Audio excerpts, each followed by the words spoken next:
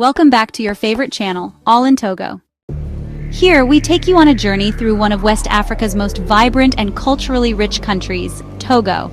Though still undiscovered by many, Togo is a land full of history, tradition, and hidden gems waiting to be explored. We also shine a light on Ghana, Benin, and Burkina Faso, our neighbors with whom Togo shares deep historical and cultural ties. And of course, we celebrate the beauty and diversity of Africa as a whole. Don't forget to subscribe, like, and share to stay connected and never miss an upload. All in Togo. Discover Togo. And feel Africa.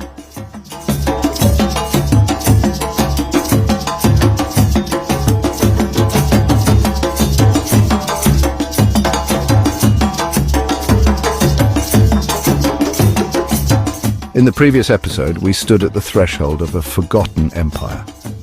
An empire whose echoes still shape the lands of Ghana, Togo, and Benin.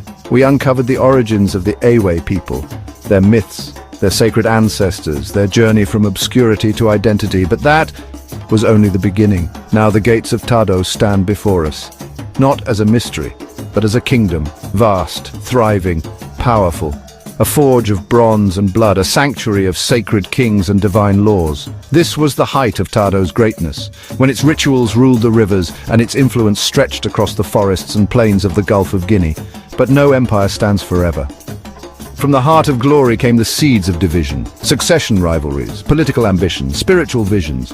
The house of Anyigbeifio, the sacred king, would fracture. And with that fracture came exodus. A royal diaspora began. Some princes moved south, founding kingdoms like Allada, Porto-Novo, and Dahomey. Others went west, carrying the flame of Tado to Notsé. But for the Ewe, it was a different journey. It was a journey of longing, of memory, of struggle and survival. From the ruins of Tado, they wandered, carving out new homes, new rituals, new destinies, across Togo, Ghana, and beyond. Welcome to episode 2 of the history of Togo, the lost empire of the Adja people. And our final part B, the kingdom of Tado, its climax and decline, and the Ewe migrations. The journey continues. Before the rise of Allada, Abomey, or Notsé, there was Tado. Nestled between the Mono River in present-day Togo and Kufo River in present-day Benin, the kingdom of Tado emerged as a beacon of civilization. A sacred monarchy, a commercial hub, a cultural powerhouse, Tado was more than a city. It was the cradle of the agitado world. Tado became a prosperous city, both industrial and commercial. Its strategic location made it a hub of trade. The Alu blacksmiths crafted weapons, tools, and jewelry exchanged across the region. Missionaries and European travelers captivated described its wonders in their accounts. In Tado, the king, the Anyigbeifio, reigned as a sacred figure. Hidden from view, he was the guardian of secret knowledge and invisible forces. People believed he could summon rain and see the future. When the king speaks, the king should not go out like that. And when he does go out, it's usually when I bring tourists and ambassadors, that's when we see him. But the king does not go out all the time. The king does not go out for everyone to see him. So, there is a spirituality that manifests. And, not everyone can enter the royal palace to go and see the king. There is a whole spirituality surrounding him that we ought to respect. Otherwise, the king no longer has his reason to be. But this mystical power was counterbalanced by the Tashinon, councillors from noble clans such as the Siko. Around him, there are those we call the Tashinon, and that I have got to know during his time. They were always with him. Alongside them were the Awanu descendants of former Yoruba prisoners who served as administrators and defenders of the city. Tado extended its influence. The Neglekpe blacksmiths founded Afanyan. The Huawe cultivated the lands between the Mono and Kufo rivers. The Pula and Ouidah dominated coastal trade in salt and pearls. Tado's wealth attracted envy. The Yoruba cavalry from Ouidah and the Fon warriors from Abomey attacked. In response, Tado erected high ramparts. Tado did not fall due to invasions. History had other plans. The story of Tado does not end within its mighty walls. In truth, it begins there. Nestled near the Mono River, Tado rose as a sacred and prosperous city, known for its metallurgy, ritual authority, and central place in the origin of the Adja and Ekwe peoples. As its influence grew, so did internal rivalries. By the 15th century, or perhaps earlier, conflicts over succession, shifting alliances among noble clans, and the growing demands of leadership began to erode the unity of the royal house. These tensions would eventually lead to fragmentation. It was not invasion that broke Tado's power, but a crisis from within. A royal rift remembered in oral traditions as a dispute between the sons of the king. Among them were figures destined to shape the political destiny of West Africa.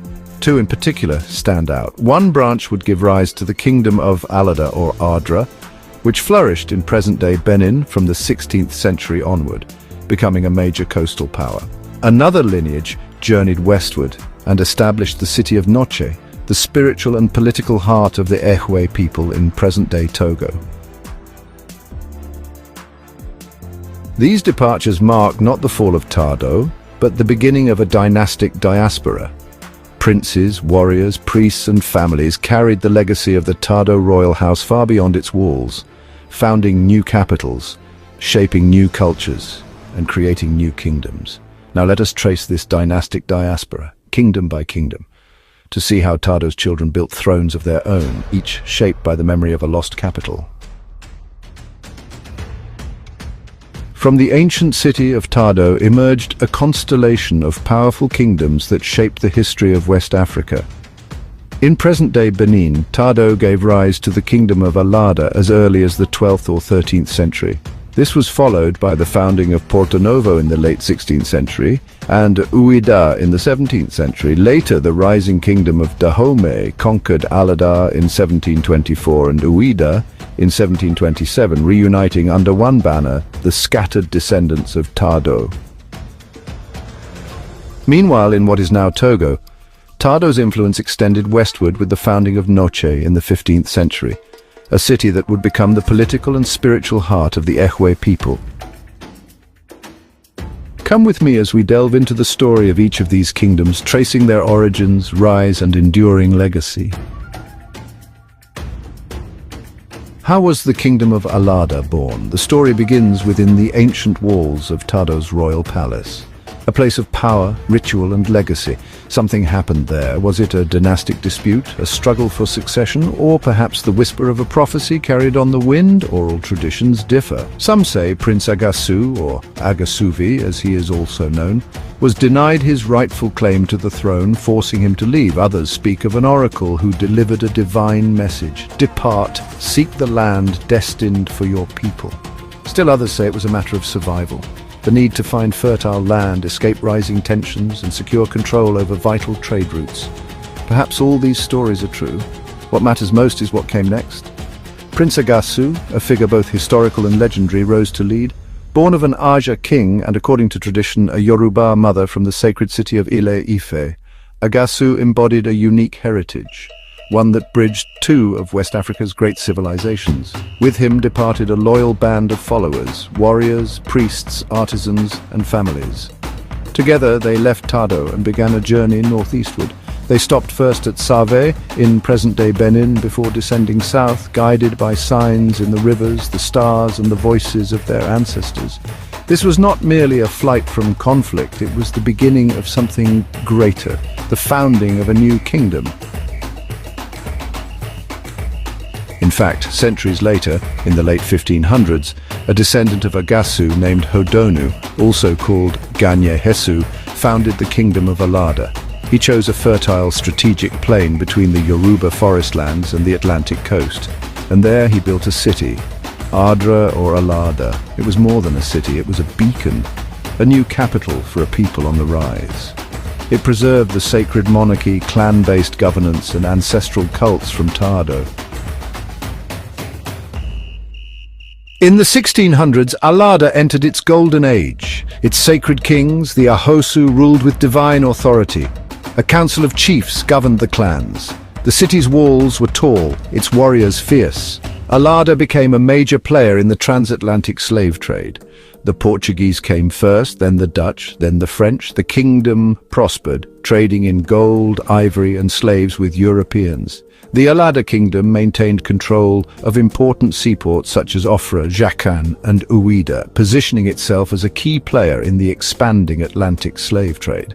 This growing commercial activity not only boosted Allada's wealth, but also provided the economic means to fulfill its obligations to the Oyo Empire. Tribute payments to Oyo were a strategic necessity, as the Oyo Empire wielded military dominance through its formidable cavalry, a force Allada could not rival, especially within its forested terrain. In exchange for these payments, Allada preserved a degree of autonomy and safeguarded itself from direct invasion, while Oyo gained access to coastal trade in slaves, firearms, and European goods.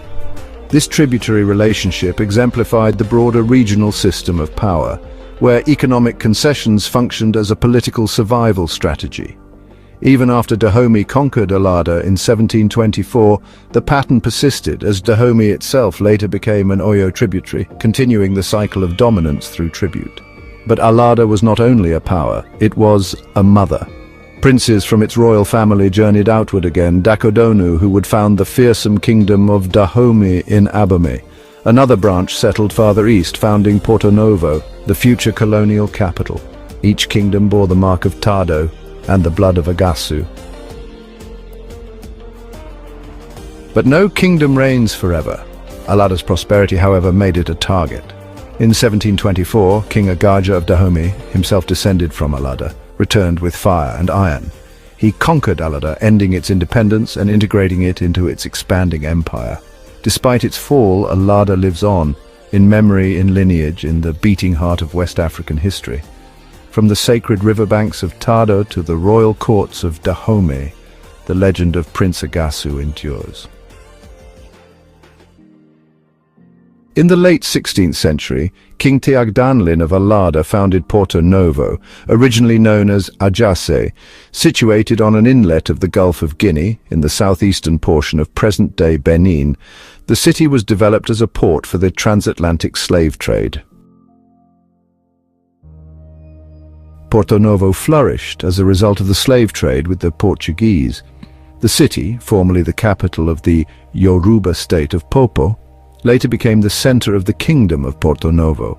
The Portuguese established a colonial trading post in the city, and in the 18th century it became a center of the slave trade, shipping Africans out to the Americas for use as slave labor. Despite its growth, Porto-Novo faced challenges. In 1863, the British bombarded Porto-Novo, pressuring its king into accepting a British protectorate, or at least ceasing slave trading. This damaged relations between Porto-Novo and Britain. Ultimately, France capitalized on the moment by persuading the city to accept the presence of a French military to protect against British rule. They then began establishing a protectorate over Porto-Novo. France formally annexed Porto-Novo in 1883, consolidating its colonial grip in what would become French Dahomey, modern Benin. This marked the beginning of increased French influence in the region. From the mighty lineage of Allada, another kingdom rose along the Atlantic coast, Ouidah.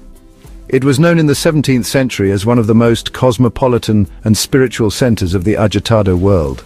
Founded by princes of Allada seeking strategic access to maritime trade, Ouidah quickly became a major port city.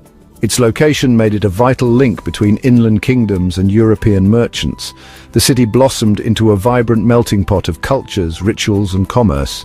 Here, the sacred and the commercial lived side by side. The kingdom was renowned for its traditions. Great temples honored deities like and priests were revered as powerful intermediaries between worlds. Spiritual life pulsed through the streets of the city, from royal ceremonies to public festivals. But Ouidah's rise was also tied to a darker chapter of history. As demand from European powers increased, Ouidah became one of the principal ports of departure for enslaved Africans bound for the Americas. Portuguese, French, Dutch, and English traders set up fortified posts, exchanging weapons, fabrics, and rum for human lives. A powerful merchant class emerged, some local, some of mixed descent, all feeding into this transatlantic system. Despite this grim role, Ouidah maintained its own political identity. The king of Ouidah ruled alongside a council of elders and powerful merchant princes. Unlike the centralized militarism of Abomey, Ouidah functioned more like a merchant republic, a kingdom of negotiation, diplomacy, and spiritual prestige. But this autonomy would not last. In 1727, just 3 years after conquering Allada, the king of Abomey marched south and captured Ouidah. His goal was clear: to control the coastline and monopolize the slave trade. The fall of Ouidah marked the end of its independence, but not its legacy. Even under Dahomey rule, it remained a spiritual capital. Its sacred groves, royal compounds, and voodoo temples survived centuries of turmoil, colonization, and cultural upheaval. To this day, Ouidah stands as a city of memory, a place where the sea whispers stories of lost ancestors, and where the rituals of old still echo in the hearts of the living. Founded around 1600 by the Fon people, an Aja-Gadevi mix, the kingdom of Dahomey rose to prominence under leaders like Huegbadja and Agadja. It became a centralized militaristic monarchy, dominating coastal trade and enslaving neighboring peoples. By the 18th century, Dahomey supplied up to 20% of the Atlantic slave trade. King Gezo, who reigned from 1818 to 1858, partnered with Brazilian trader de Sousa and broke free from Oyo's tribute in 1823. However, abolitionist pressure from the British and internal factions divided the kingdom.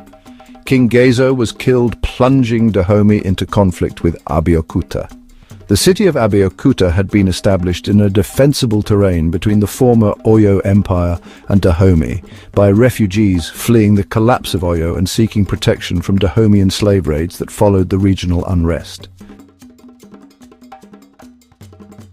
King Behenzin, who had succeeded to the Dahomeyan throne in 1889, resisted the French claim to Cotonou, provoking the French invasion and conquest of Dahomey in 1892-94. Behenzin was then deposed and exiled, and the kingdom of Dahomey became a French protectorate. Yet the royal memory lived on in the de Sousa family, in resistance figures like Kojo Huenu, and in the pride of the Fon people.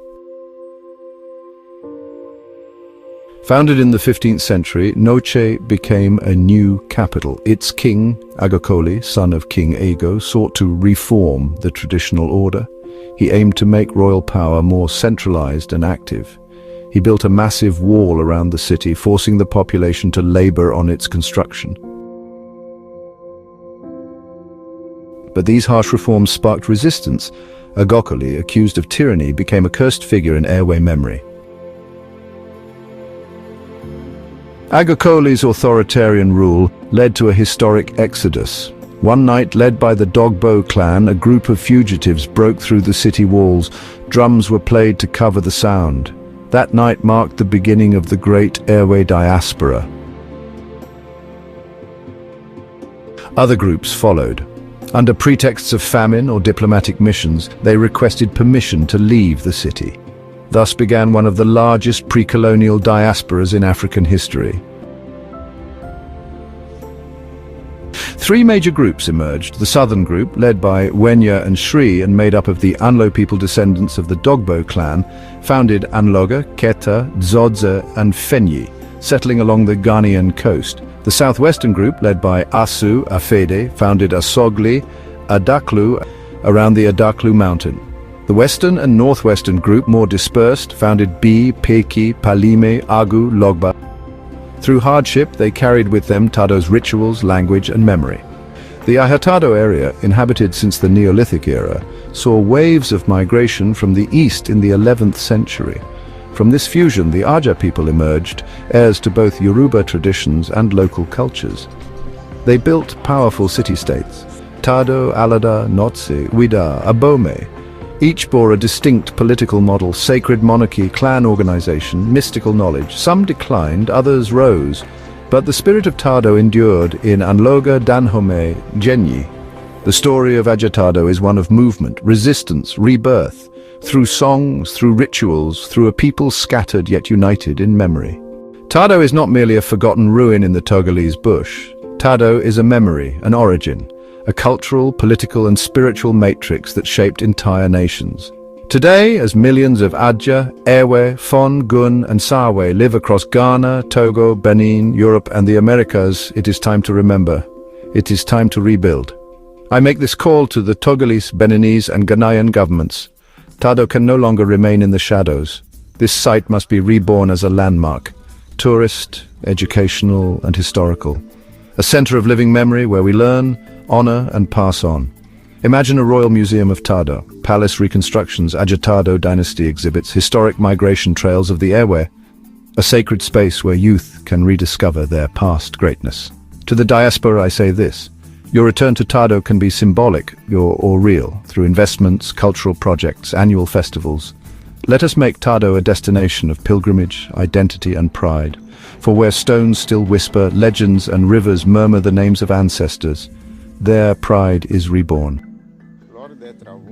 During the work, during the survey, we explored the territory of the Adja country,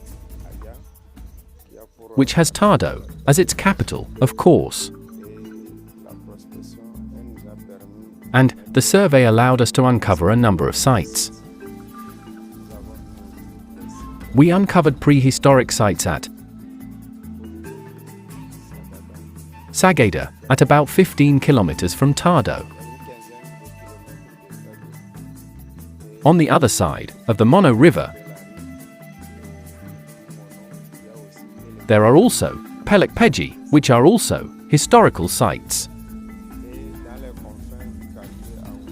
And in the outskirts of Ouidah neighborhood,